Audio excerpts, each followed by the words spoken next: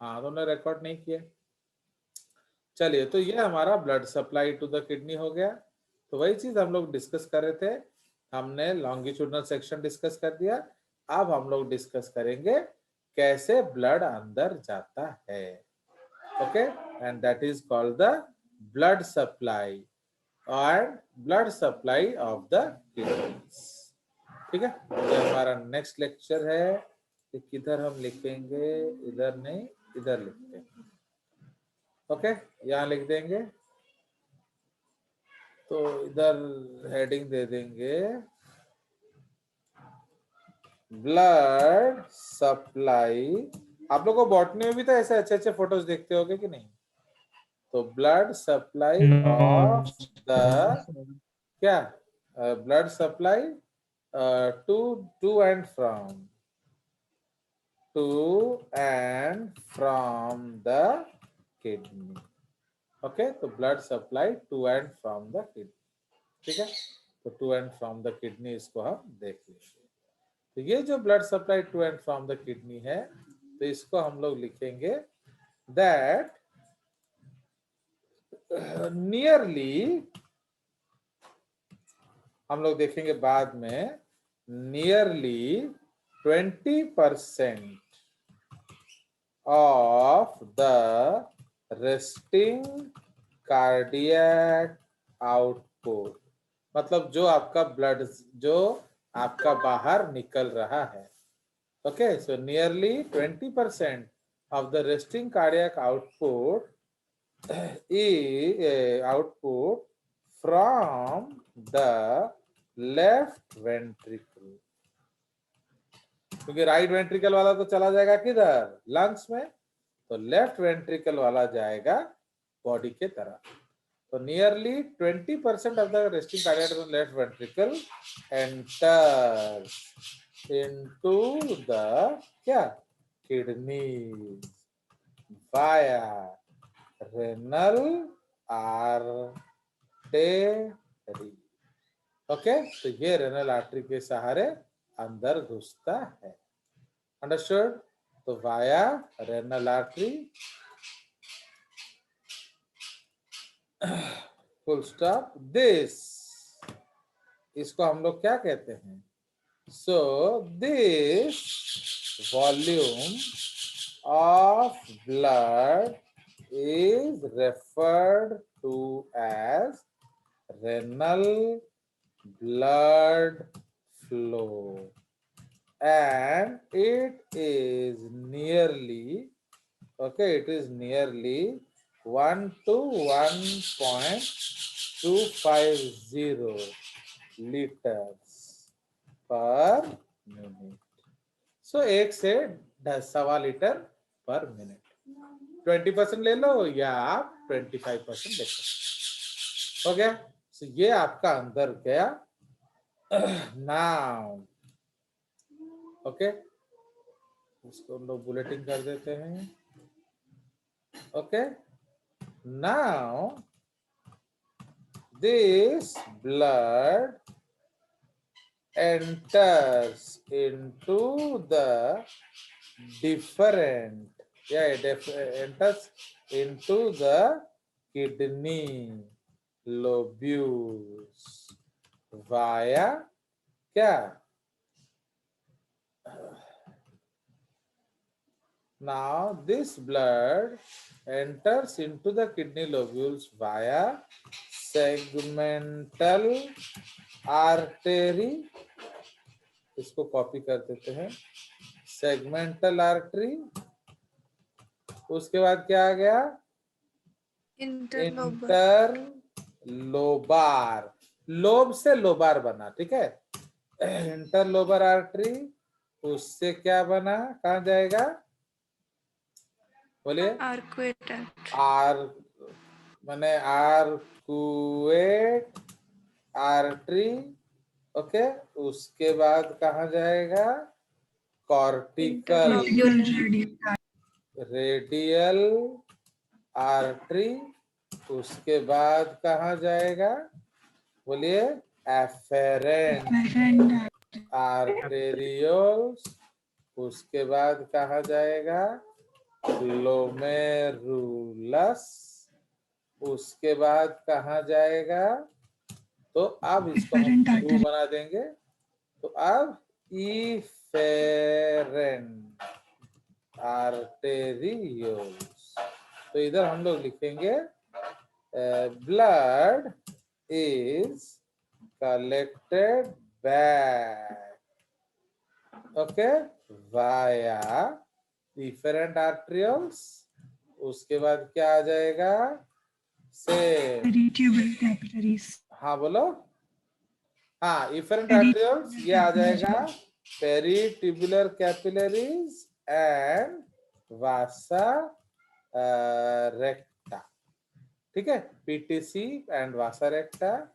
उसके बाद बन जाएगा कॉर्टिकल रेडियल वेन्स, ओके, उससे जिनसे अभी उलट जाएगा। उसके बाद आ जाएगा क्या, आपका Arcuate veins. Arcuate veins. उसके बाद कहाँ चला जाएगा, Interlobar veins. इंटरलोबर, सेम जैसे ऊपर गए वैसे नीचे आओगे। उसके बाद कहाँ जाएगा, Renal चलिए veins. सेगमेंटल वेन भी कर देंगे, वो उधर लिखा नहीं है बट होगा सेगमेंटल वेन्स उधर। उसके बाद क्या आ जाएगा, रेनल वेन। Renal veins. अब यहाँ किडनी खत्म हो जाता है, बट जिंदा फिर ब्लड आगे जाता है, तो यहाँ से कहाँ चला जाएगा, इंफीरियर वेना कावा, एंड फिर वहां से कहा जाएगा, बोलिए, ले क्या, राइट एट्रियम, एंड ये चला आगे। समझ में आया आपको? सो this is the concept, okay. तो ये हमारा ब्लड का इनफ्लो है एंड आउटफ्लो है। तो जो ब्लू दिखाया मैंने वो क्लीन ब्लड है, एंड जो रेड दिखाया मैंने वो यूरिया रिच ब्लड है। बट ओडिया में लिखा होता है दूषित रक्त, आई थिंक दूषित रक्त किडनी में बोलना चाहिए, नॉट इन द लंग्स, क्योंकि लंग्स में लिखा होता है दूषित रक्त, बट दूषित नहीं, वो कार्बन डाइऑक्साइड रिच रक्त बोलना चाहिए। हो गया, तो ये हमारा ब्लड सर लेकिन वो क्लीन होता है।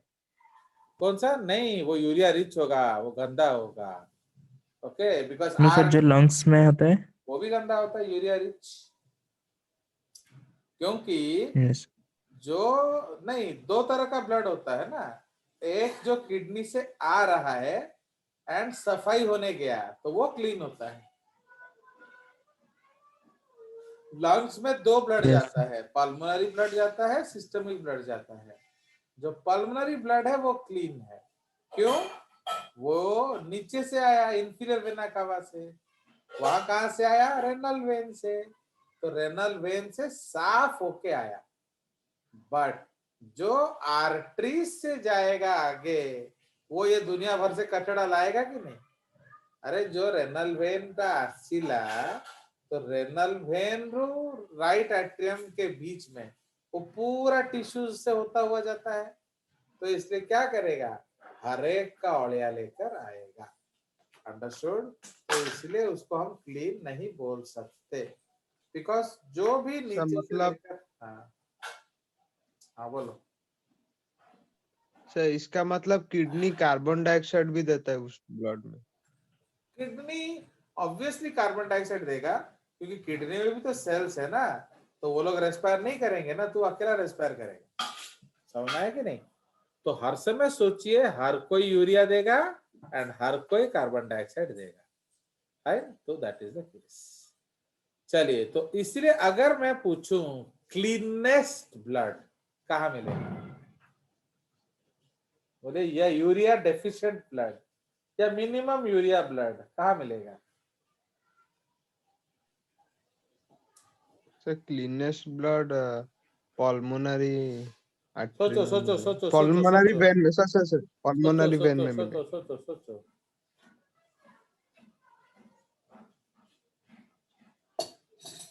जल्दी बताइए आत्मन, क्लीनेस्ट ब्लड कहाँ मिलेगा, बिकॉज एफरेंट आर्टरियोल्स। ये गारंटेड क्वेश्चन है रे बाबा, आपका आकाश टेस्ट में भी आएगा।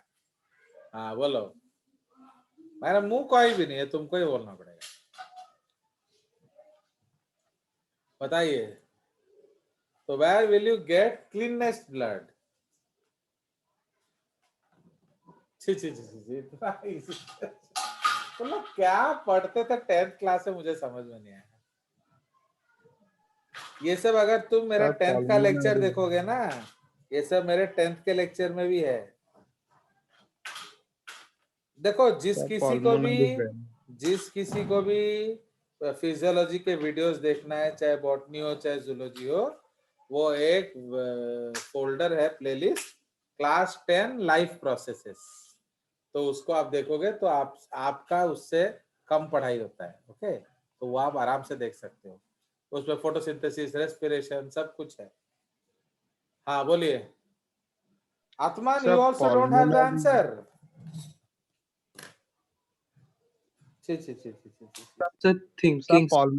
थिंकिंग क्या, ये तेरा फैक्ट्री है बे? थिंकिंग करेगा, ये 5 ईयर प्लान बना रहे हो? ये बड़ा 10 सेकंड रे क्वेश्चन आंसर करके जीवन पड़ियो नीट रे। The answer is anybody? Payal Ratha answer बताओ जल्दी जल्दी। निशिपत में फैरीड है, फटाफट आंसर बताइए।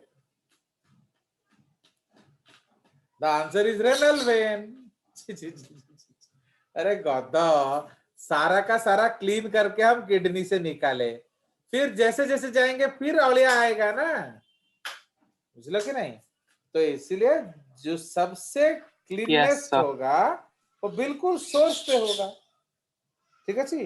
किंतु just coming out of kidney, क्योंकि यूरिया जो है टेक्निकली यूरिया बनेगा कहाँ? लिवर में।